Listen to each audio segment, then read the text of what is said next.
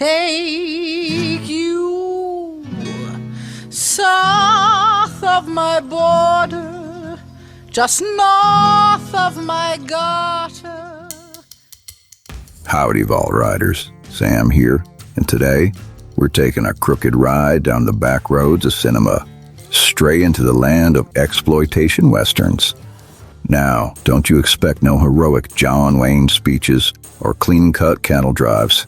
These here, they're the cheap, the mean, and the downright shameless flicks that filled grindhouses and drive-ins when Hollywood was looking the other way. We're doing this as a proper countdown, 12 to 1. We'll start with the easy ones, the slow-burn oddballs that just dip their boots into exploitation. But you stick with me, okay? Because by the time we hit number 1, we're going to be deep into the dustiest, trashiest, and most gloriously exploitative westerns ever filmed. So saddle up, grab your popcorn, or your whiskey jug, and let's see just how wild the West really got.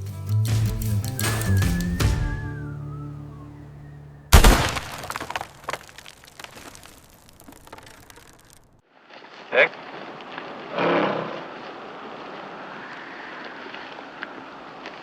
Howdy. Where you boys heading? Waco. Waco. Texas boys. Cowhands, are you? That's right. We're going to start this one nice and slow here, folks, with Ride in the Whirlwind, because it's a little film that don't make much noise, but it sure knows how to rattle around your head after the credits roll. This was directed by Monty Hellman and co-written by young Jack Nicholson, who also saddled up for the lead. Now this picture, it tells the story of 3 cowhands who mosey into the wrong canyon at the wrong time. And before they can blink, the law's gunning for them, mistaking them for outlaws. All right! You're surrounded! Damn Edgar. Don't make trouble for yourself! You got no chance! Now, this ain't your usual Western shoot-'em-up with John Wayne riding tall and talking straight. No siree. This one's stripped down to the bone. Be a long day. Quiet, bleak, and meaner than a rattler in a rain barrel. What makes it slide into our exploitation trail? Why, it's the mood. It's just cheap, lean, and it feels like the kind of film that's got slapped onto our drive-in double bill alongside some biker trash flick. The sets are bare, the gunfight's quick and dirty, and the whole thing leaves you with more dust than answers. It ain't the wildest film we'll cover, but it's where the tumbleweeds start rolling. Go on. Go on, you're wasting time. I can't just leave you. You have to do that, boy. Can't you see that? Go on. As you gaze upon the throne.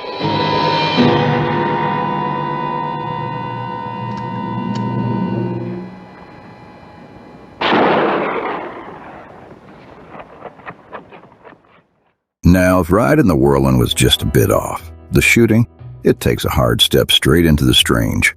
We got the same director again, Monty Hellman, but here he leans into something closer to a ghost story than a cowboy yarn. We've got your Warren Oates, Jack Nicholson's back, and a mysterious woman leading them across a barren, hellish desert. Only trouble is, ain't nobody rightly knows why they're out there, and the more they wander, the darker things get. It's got that gnawing kind of unease to it, like sitting in a saloon where everybody's laughing just a bit too loud, and you know a knife fight's brewing. Far as your voice gon' carry, ain't too far for me to turn right round and hit you in the eye.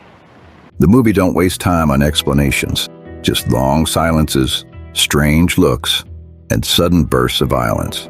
It's exploitation, not by way of guts or gunpowder, but by dragging you out into the desert, letting the sun cook your brain, and leave you wondering what in blazes you just watched. By the end, it don't feel like no regular Western, it just feels like a bad dream. And friends, that's when you know you're inching deeper into the Grindhouse trail. See y'all later, I guess.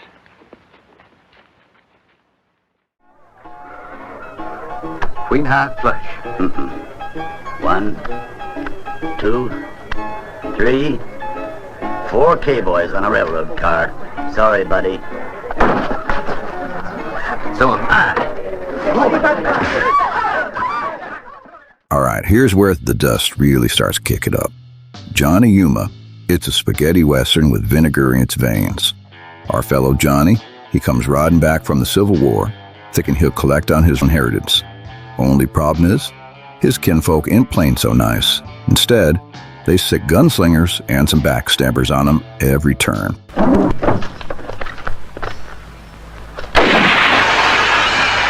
Hey!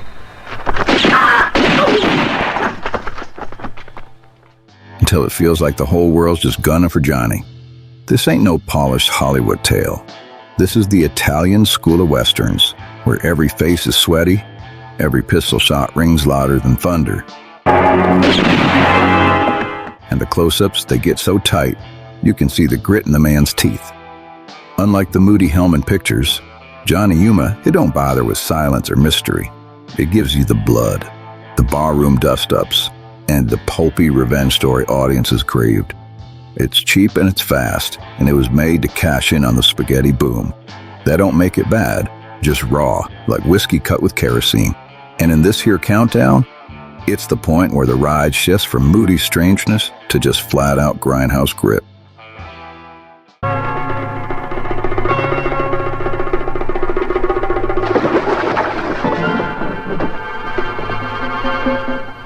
Okay, bluffer. Start praying.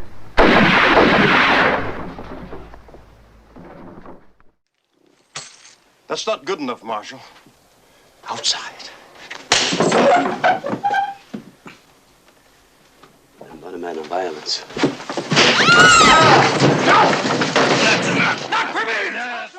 Now on the surface, Breakheart Pass, it don't look like your typical exploitation fare. It's got your Charles Bronson, a train, and a plot pulled out of an Alistair MacLean novel. Sounds downright respectable to me. This whole thing plays like an Agatha Christie whodunit that took a wrong turn and ended up at the Grindhouse. Every 10 minutes somebody just drops dead, either shoved off the train or stuck with steel till the bodies pile up higher than the poker debts on payday. Bronson scopes around with that permanent squint, and he's sniffing out the double crosses, while the train barrows through snow country like its Dragon Hall of Mankind's sins right behind it. Secret weapons cargo,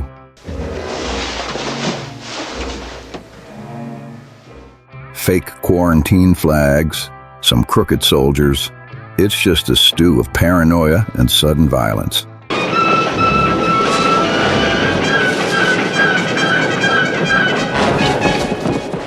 What makes it fit here? It's the sheer nastiness under their glossy coat. Nobody's safe.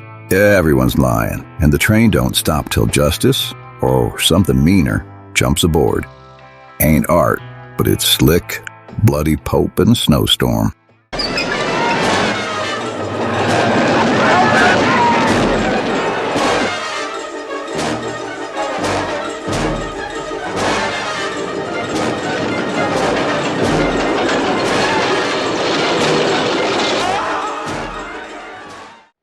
Outside.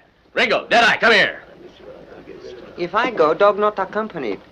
What dog drink in West, mister? Juice of stewed Chinese. Oh.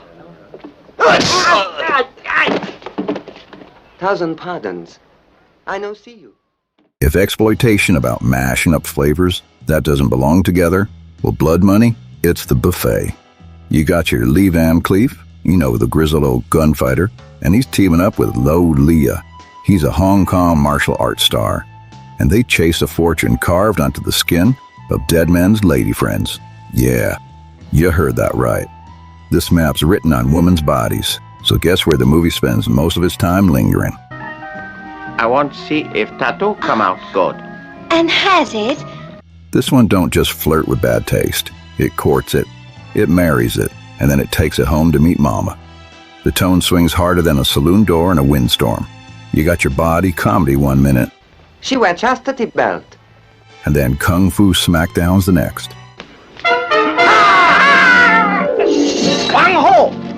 Then a pistol duel in the desert just to tie it all together.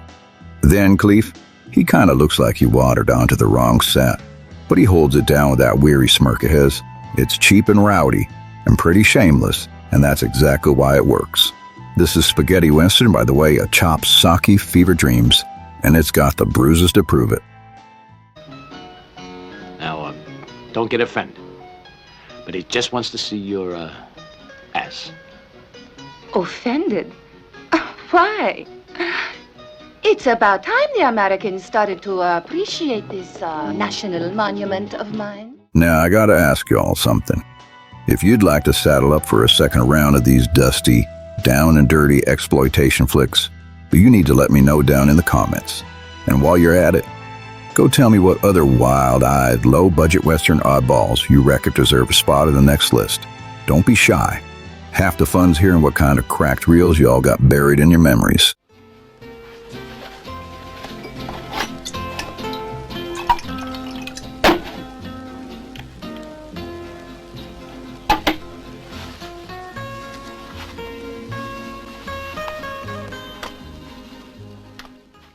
If you came here expecting the noble, swashbuckling Zorro, the masked rider who fights tyranny with a blade and a flourish, you best lower those expectations faster than the poker cheat caught red-handed.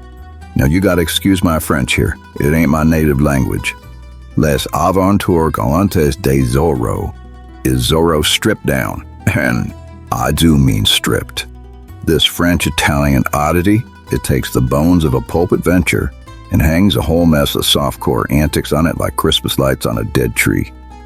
You see here, Zorro, he sneaks into bedrooms more than haciendas, and he spends more time untying bodices than rescuing the villagers. And the villains, they look like they're wandered out of a costume shop bargain bin. The sword fights are there, sure, but they're more foreplay for the real action. Candlelit rooms, satin sheets, and awkward romantic interludes that make your grandma clutch her pearls. It's all baked right into the ride. Exploitation don't get much more blatant. Take a recognizable name, slap some skin on it, and sell some tickets to anyone cares enough to watch Zorro with his mask and pretty much little else.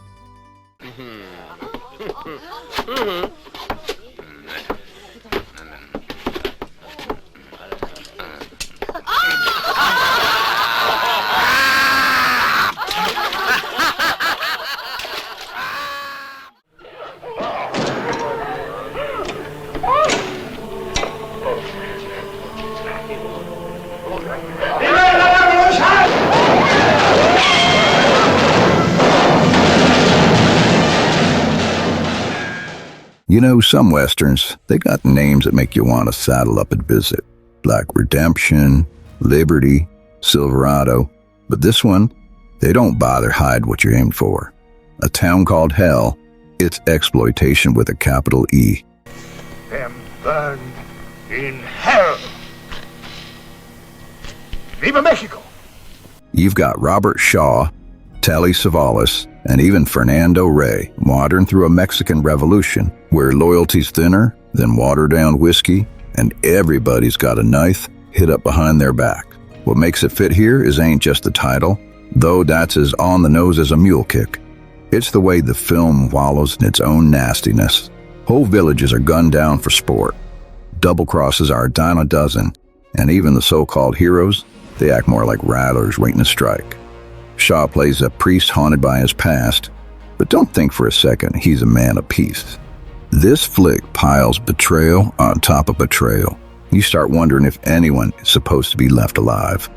If you're looking for subtlety, this dog won't hunt, but as a mean-spirited exploitation piece, it's got to leave its mark.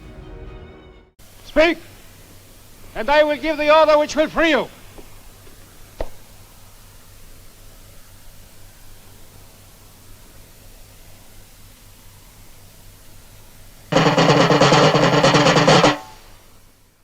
All right, y'all. If this rundown is hitting the spot, you need to go on and click that like and slap that subscribe button. That's how I know you want me to keep digging up more of these dusty reels. Otherwise, I just figured you'd rather let these old gems stay buried in the desert. On May 16th, a troop of cavalrymen under the leadership of an ambitious young lieutenant attacked and massacred a sleeping camp of Mescalero men, women, and children. The leader of that Apache band, along with his woman, were among the few survivors. You know, here's a film with all the grace of a busted saddle and none of the charm. Apache Blood is remembered less for quality, nor for the sheer cheapness of it all.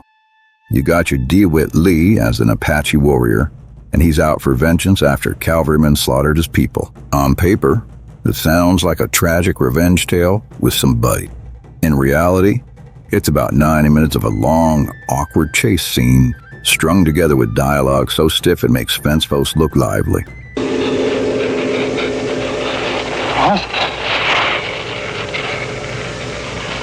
Sam, I'm over here, Sam. Where am I? I can't see you, honey. This is exploitation at its most bare bones. It don't bother with character depth or historical nuance. Just endless shots of men wander in the desert while the camera wheezes along behind them.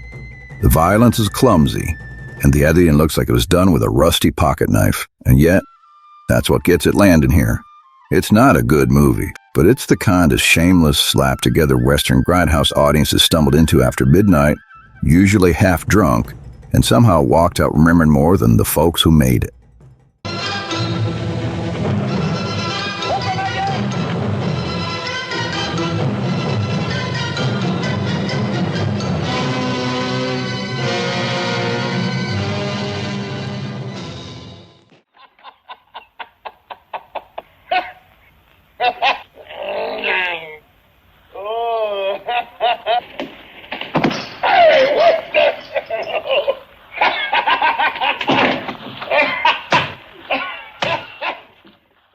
Now, don't let the title fool you. This sure as hell ain't no Civil War epic. Gone with the West, it's exploitation through and through. With James Caan and Stephanie Powers rolling around in a story that feels patched together from leftover ideas and some cheap whiskey fumes. It's a revenge flick, sure. And Cam's character, he's been wronged, so he and Powers set out to give the whole town a what for. But the execution? Well, I mean, it's meaner than a junkyard dog and just twice as messy. The film drowns itself in sleaze, sadistic villains, awkward romance, and dialogue that sounds like it was scribbled on a bar napkin between the takes. Looking you're fine. I was drinking this beer. You ain't planning on staying. No, sir, just passing through. Make sure. Powers gets put through the ringer in ways that'll make you squirm, while Caan grimaces his way through every half-baked setup until the bullets start flying. By the end, the town's a smoldering wreck, and so is the plot. Still, that raw, ugly energy and that sense of anything goes, no matter how tasteless, is exactly what makes this Grindhouse gold.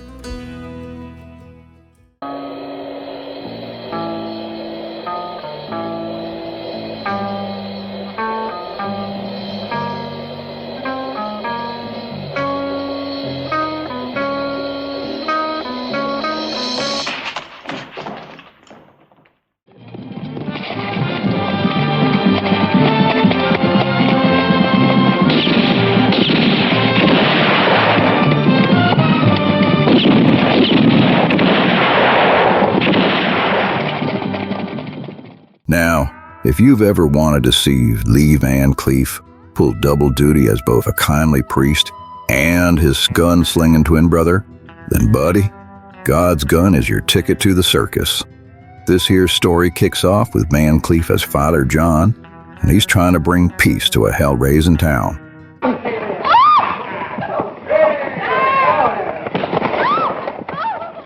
Naturally, he gets himself gunned down by a gang of outlaws who'd rather drink dynamite than listen to a sermon. And that's when his long-lost twin, also played by Van Cleef, shows up to even the score. You go throw in Jack Palance as a leering outlaw boss, and Leif Garrett as a wide-eyed sidekick. You got yourself a stew that's half Sunday school and half Grindhouse matinee. You know what makes it truly exploitive gold? It's the way it leans into the gimmicks. I mean, you got yourself twin Van Cleefs. It's silly, it's cheap, and it plays like a sermon preached straight from the Book of Blood and Thunder. So in other words, it's unforgettable in all the wrong, and therefore, right ways.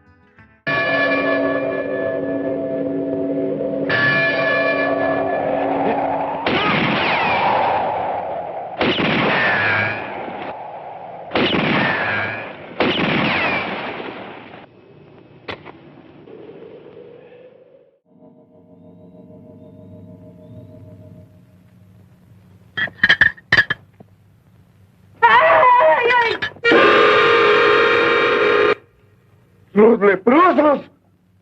Huye! If you've never seen a Santo movie, well, you've been missing out on some of the wildest crossovers in film history. Mexico's beloved luchador, he done gone step into a western setting in this one, mask and all, taking on bandits and terror riders like he's riding straight out of a wrestling ring into a spaghetti shootout. If that don't sound like exploitation heaven, I don't think I know what does. This flick mixes shootouts, fistfights, and melodrama like a cook throwing everything into the stew pot, and somehow it tastes just weird enough to work. Santos rides tall in his silver mask, he's punching out cowpokes and spitting villains in the dirt, while the story zigzags from frontier adventure to just pure comic book pulp. It's silly and uneven, but it's exactly the sort of mashup Grindhouse fans live for. Watching Santo lasso bandits while still looking ready for a title bout, that's the kind of gonzo charm that turns trash into treasure.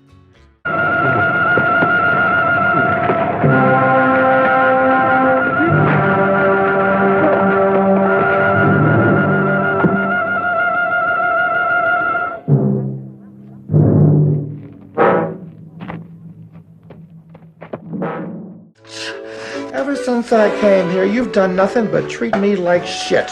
Oh! Who the hell do you think you are? Yeah, I was a dance hall girl, but what makes you so high and mighty? You own a whorehouse. A whorehouse! All right, here we are, the crown jewel of exploitation westerns. My gin! Oh my God. I'm gonna die from thirst out here. Lust in the Dust. If every other film on this list dipped a toe into sleeves and excess, well, this one, it dove head first and came up spitting tequila.